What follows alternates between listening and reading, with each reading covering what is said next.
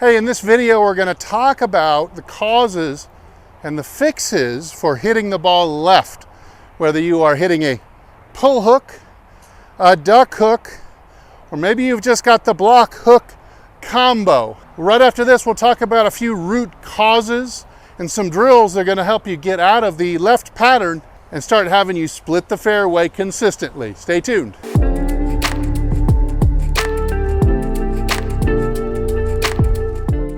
Hey, this is Steve with HitItLonger.com. I continue on my journey to hit the ball longer and straighter than I ever have. I would love to show you how to do this too.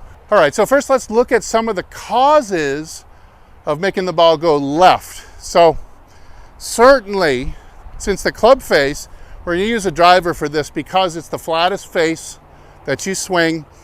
It's going to create the most amount of off-center dispersion, especially when you get going poorly. So this is our best example, and the face being the least amount of loft means that the club face's angle at the moment of impact has the most percentage of influence. It's going to be over 80% of the influence will be where the face is pointing at the moment of the strike. So if you are going left,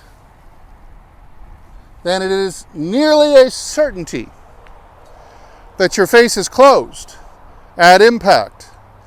Now, another thing to consider is the face-to-path relationship. Now, a lot of good players, well, I hope you're watching this, good players under single-digit handicap, maybe even zero handicaps, and you're just falling into a funk of pull hooking it, pulling it, duck hooking it. Probably face-to-path relationship also, as well as the face being closed. So you could potentially hit a pretty bad hook if your face was 0 degrees or straight at the target.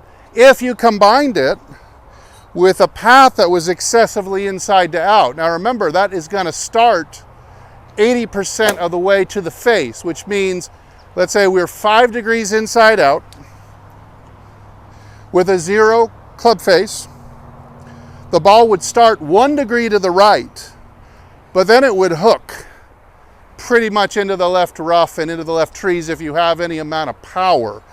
Might be able to get away with this at 220, but at 280, what it takes to play scratch, 260, 270, 280 and beyond to play scratch golf, that's probably too big of a face-to-path difference and too much curve. However, most everybody doing this, 0 club face is unlikely. It's probably closed.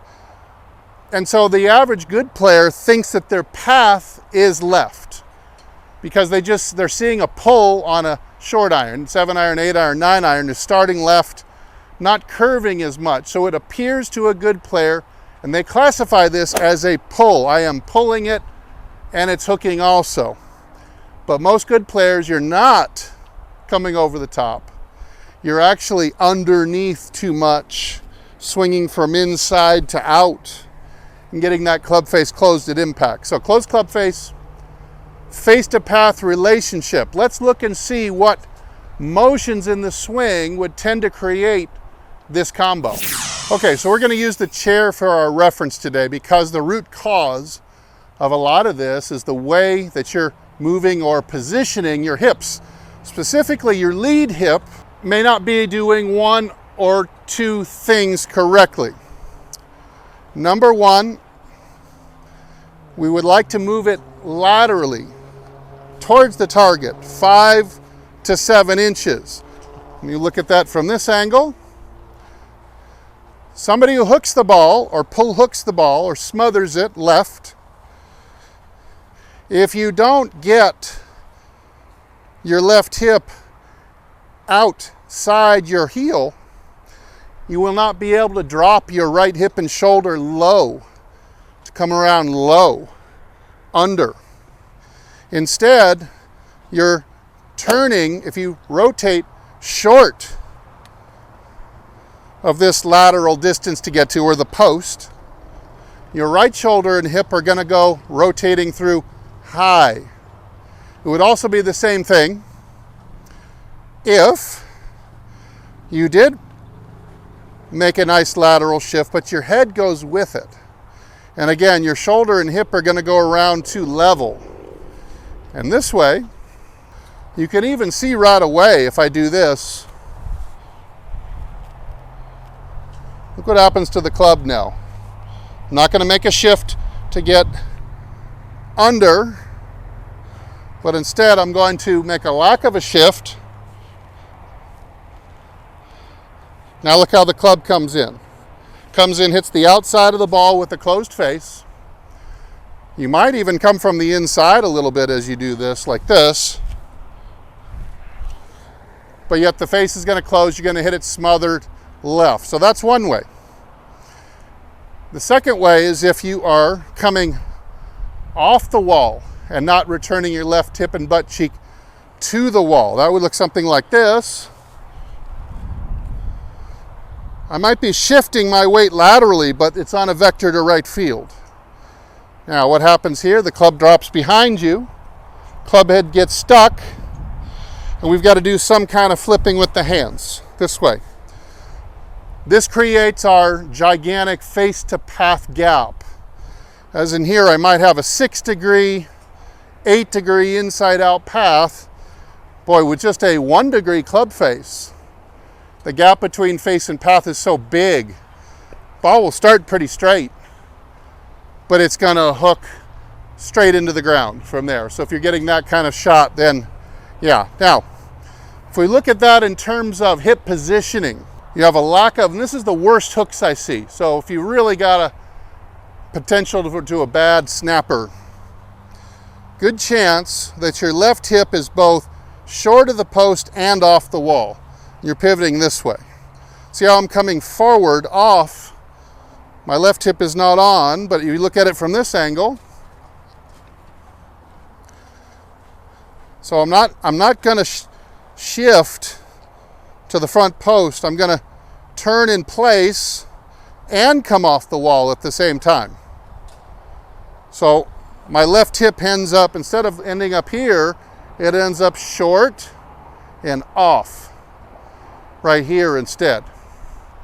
And so that is the worst pivot you can do for creating the duck hook. You're going to get your face closed, probably going to have your path inside to out. You're going to have a high rate of face going open to close, so you could also block it off the planet or push it.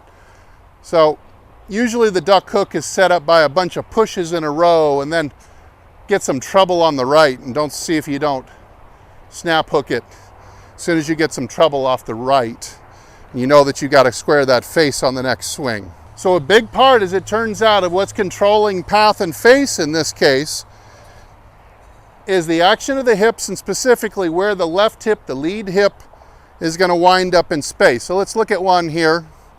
I'm going to try to both slide 5 to 7 inches laterally while I even move back an inch. So my vector is going to be left of second base with the drive of my hips, and that will help them open up. It will help my chest open up, and I'm going to have more of a feeling of swinging around to the left in the follow through. Another thing that especially the better player does to hook, they see the ball going left, they think they're pulling it, they think they're over the top. They're actually inside out too much already. So what do? They drop more and more to the inside to get the ball to start more to the right, therefore making the hook worse and worse and worse. The feeling of getting rid of a hook is actually the feeling of embracing a hook. Same with curing a slice. If you want to cure a slice, you got to swing at the slice. You want to cure a hook, you got to swing at the hook. So we're going to do an easy one here. I'm going to slide and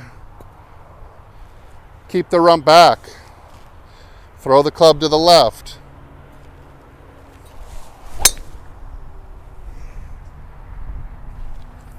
There, look where my hip has ended up, sustaining the lift of the chair by about an inch.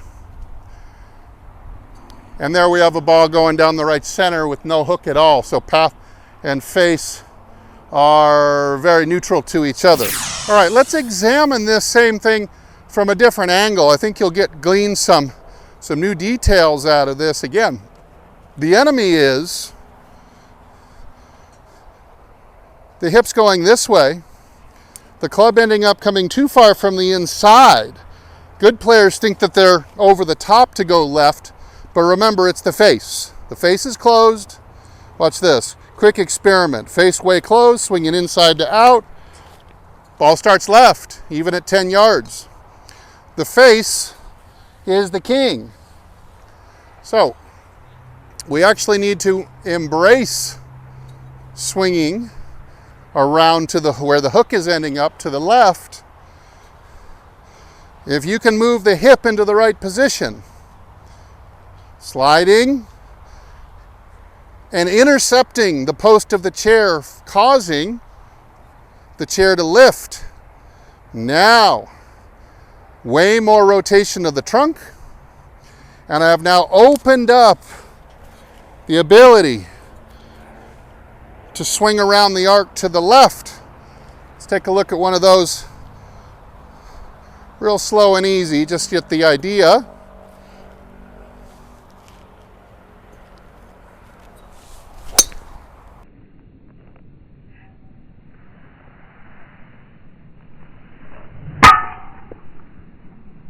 So just like that, watch that in slow motion, you're seeing that exit. Boy, we're not coming this way and flipping over, we're coming this way.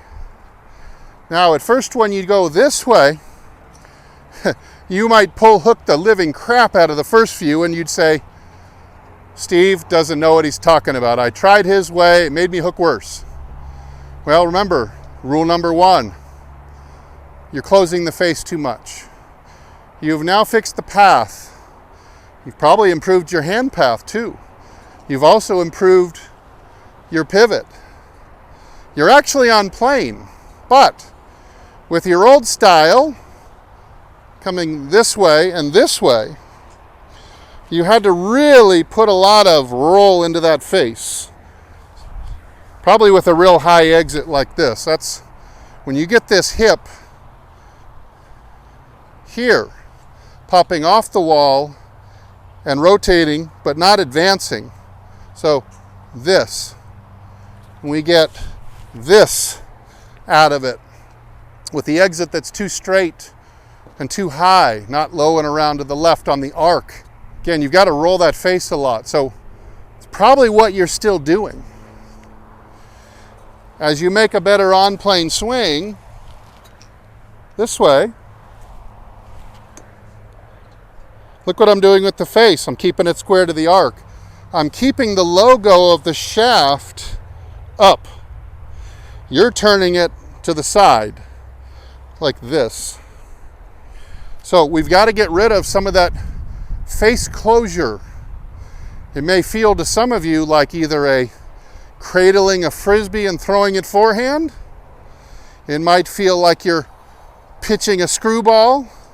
But certainly we're going to rid ourselves of some of this pronation and supination. And instead we're going to drive the forearms through. Notice from this angle how it doesn't appear that the forearms even cross over. It's only an optical illusion when you film it from this angle. So what we're going to be doing here again at the moment of impact, we will be straightening out the path. Rarely see anybody pull hooking that comes outside in and over the top. It's very rare. That person probably is not watching YouTube videos. So we straighten out the path. We keep the club from closing. We get the club swinging around the arc with the face more square to the arc. And so we get rid of some of this shaft twist going through the impact zone. You're probably doing it, and that's why the first few will hook. You're going to have to start feeling like the face is slicier and slicier as you come on around. Again, how would you get a beginner? You're a good enough player. How would you get a beginner to stop slicing? You tell them to swing more inside out and turn the toe over. To get out of a hook, do the opposite. Swing to the left with the toe under rotating like this. And probably it's going to end up coming out dead straight. All right, so one more from this angle.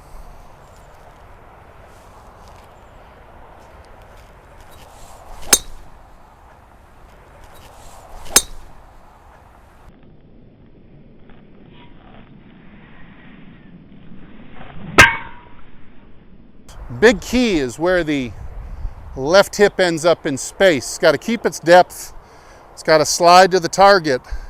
This will help you open up, be able to throw the club around the correct arc, straighten out the path where it was probably into out too much. Remember, to curve a ball, you've got to have the face very close to the path to make it hook to the left or hook in a right-hander.